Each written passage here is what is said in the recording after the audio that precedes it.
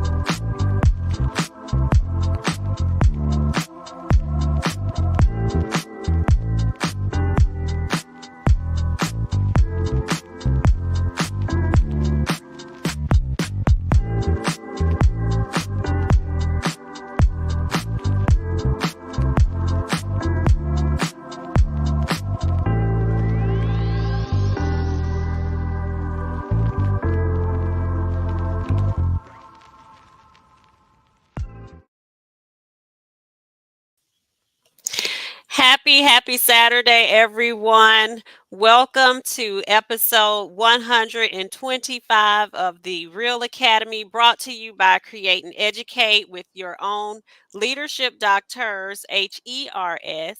I am Dr. Sheka Houston, and as you can see, my trustmate in education, Dr. Tammy Taylor, isn't with us today. She celebrated her birthday this past week, and today she's celebrating a family member who is graduating, her niece, Taylor. So we are very proud of her. But we also have the pleasure of having with us one of Chester County's very own, Dr. Melanie Gallman. So she is one of our county's finest, and we are so glad to have her with the Real Academy family. Good morning, Melanie. Good morning. It's an honor to be here today. I truly appreciate the work that you are doing. You and Dr. Tammy are doing an investment in our future leaders and educators. I've been in education for a little over 19 years in many capacities, and from adjunct to teaching to mentoring to tutoring, directing, coordinating, and now an administrator, and seeing what you guys are doing is truly an honor, and I'm glad to be here this morning. Well, we definitely appreciate you. We appreciate your leadership, and I'm honored to have you with me this morning. So thank you. And thank you all for joining us in the Real Academy. If you would, with an emoji, just tell us how you have been keeping it real this week. And if this is your first time tuning in, REAL stands for respect, excellence, accountability, literacy, and leadership. This is the success formula that Dr. Tammy Taylor and I use to move our schools 2 and 3 report card grade levels in 1 year with our dynamic staff members.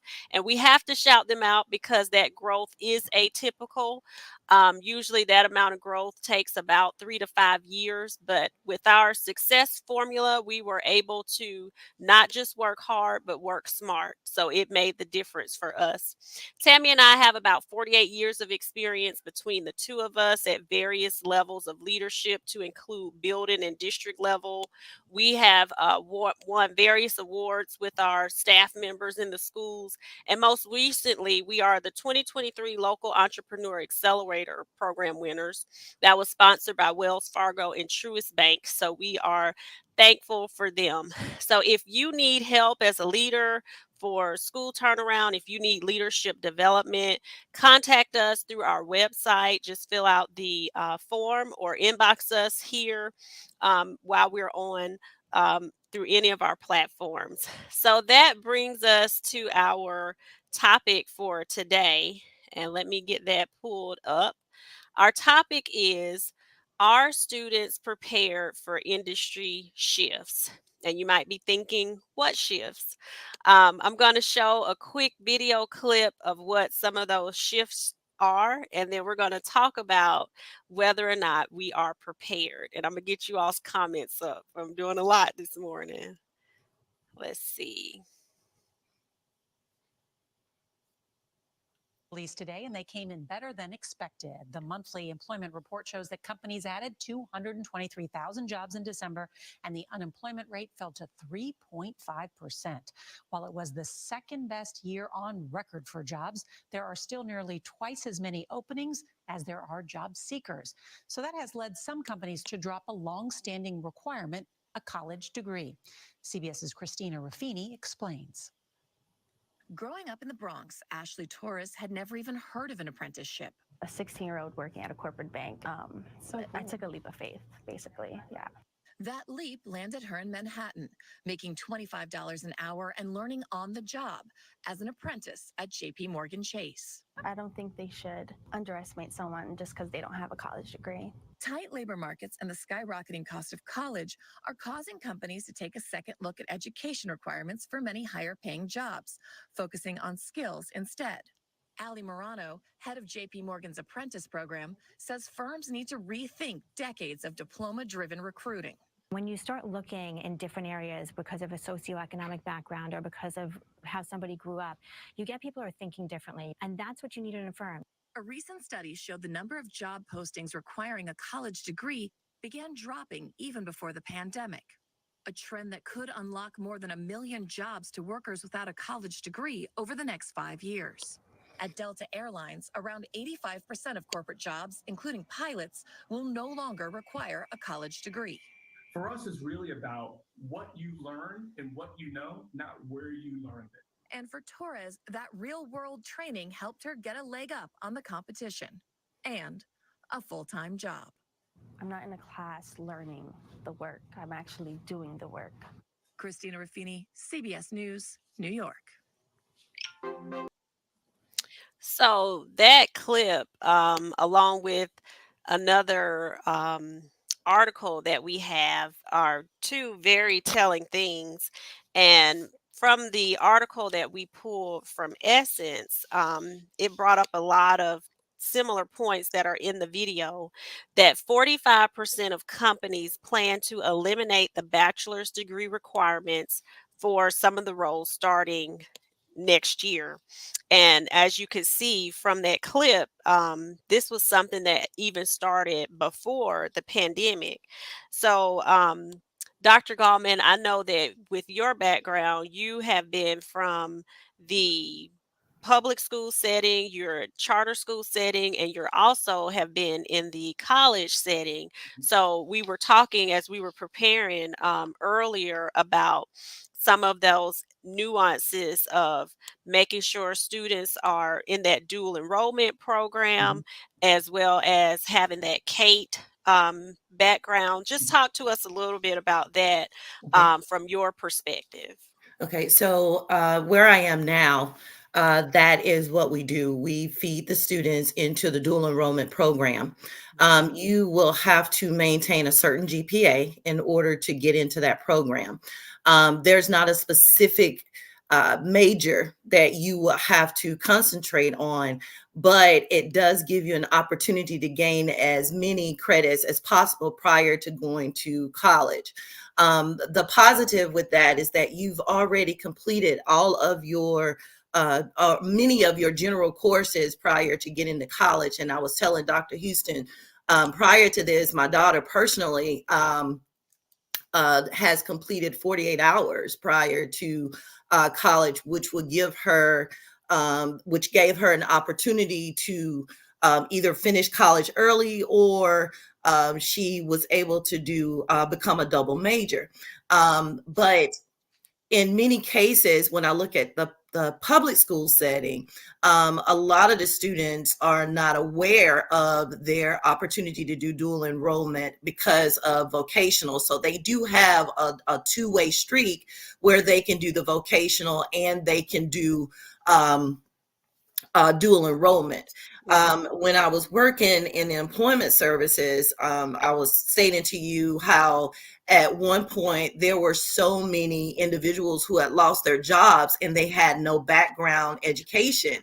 And the question was, what do I do now? So we spent many days, I spent a couple of years working with individuals and getting them certified in colleges. And at that time, you saw a huge surge in college enrollment to getting students. And these students were not 18 to 25-year-olds, they were older, which said a lot, because now the enrollment has dropped, because now these people are certified. So what do you do now with individuals who are already in school? So now you see an increase in dual enrollment and getting them in college, because one of the things that is asked is, why aren't students going to college? And it's because of the cost, because of the mental health. And with that dual enrollment piece, that give them the opportunity to engage in if they really are ready for college, and it also saved them money.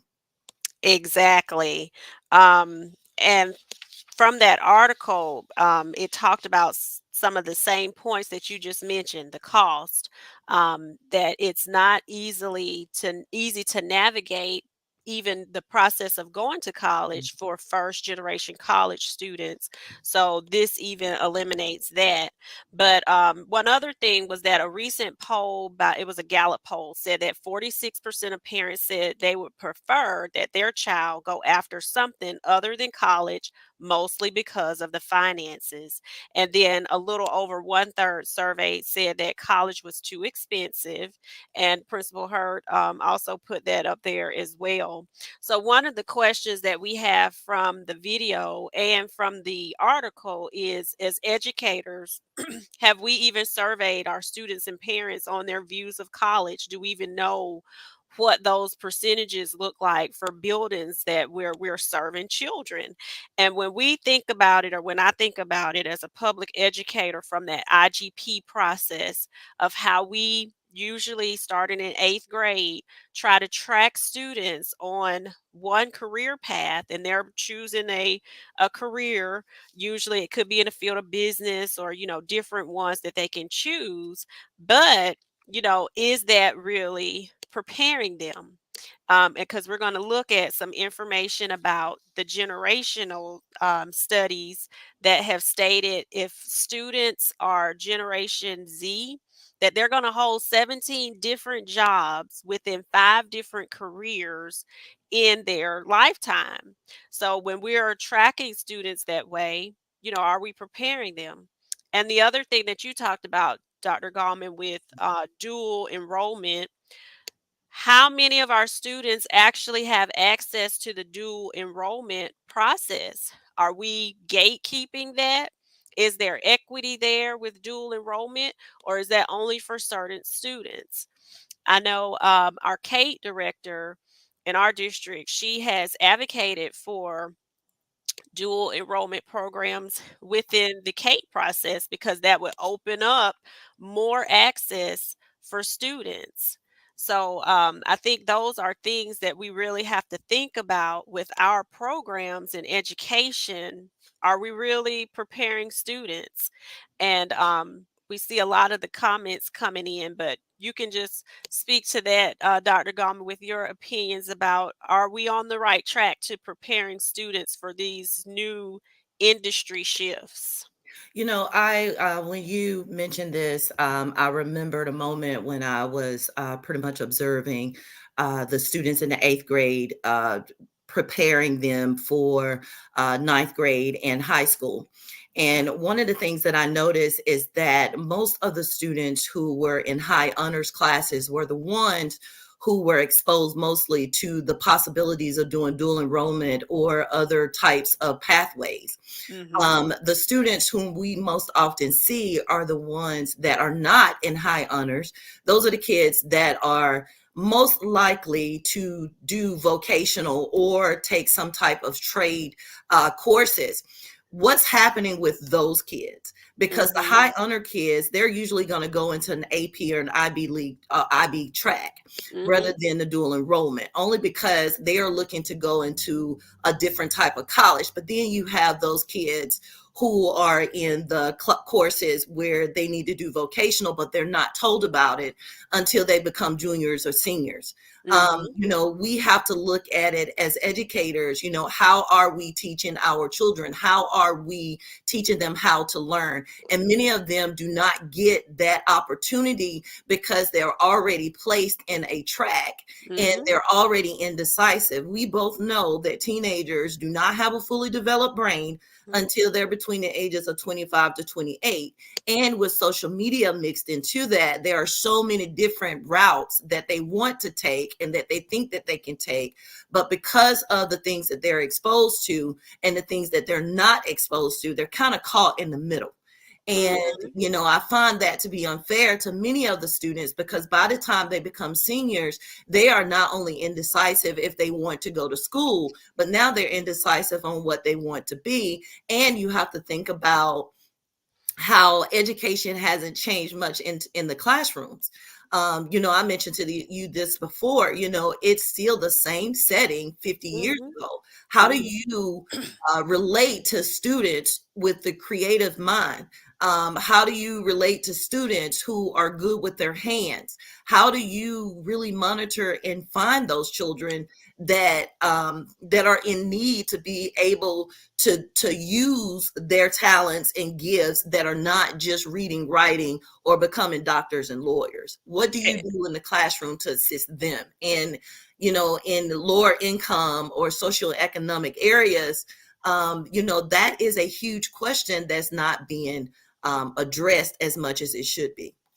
I agree wholeheartedly. And Tammy and I do a lot of work around exposing people to generational studies because what you just talked about, school not changing much.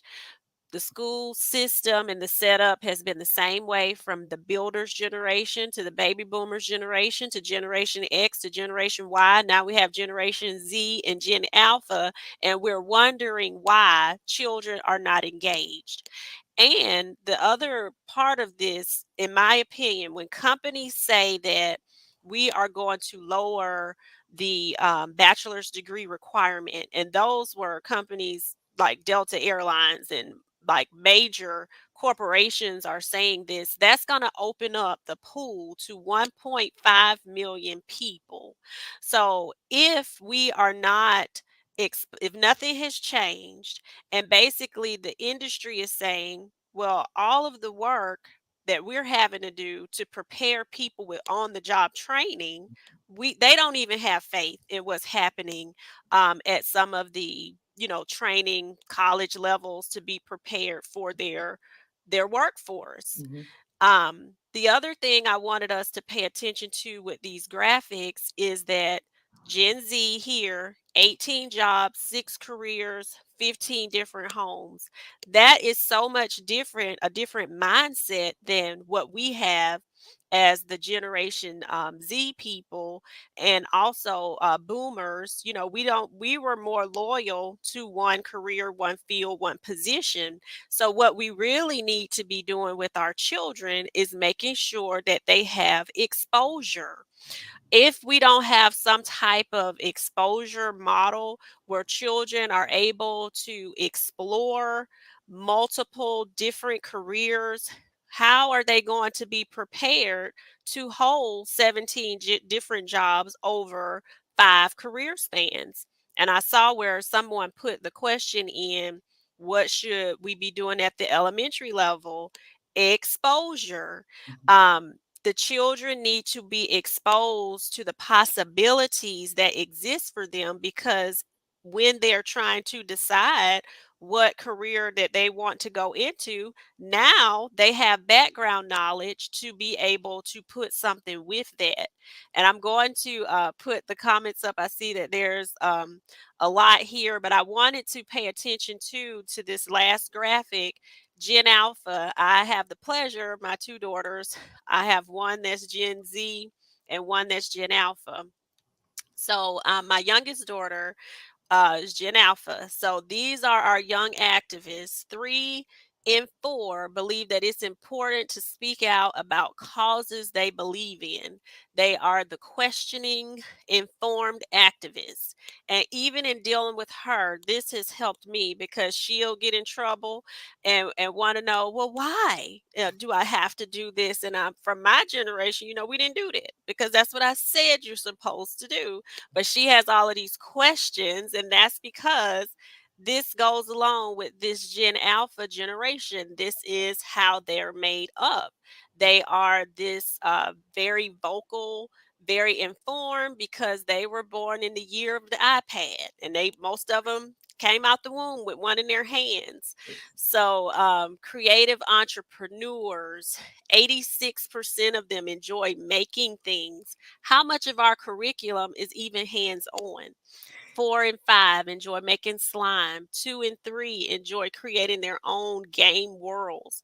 55 enjoy creating video making. And the common theme here is creating, when a lot of our curriculum is listening, sitting and listening, and not creating, not being something that they're solving problems, and we're losing them. We're not preparing them.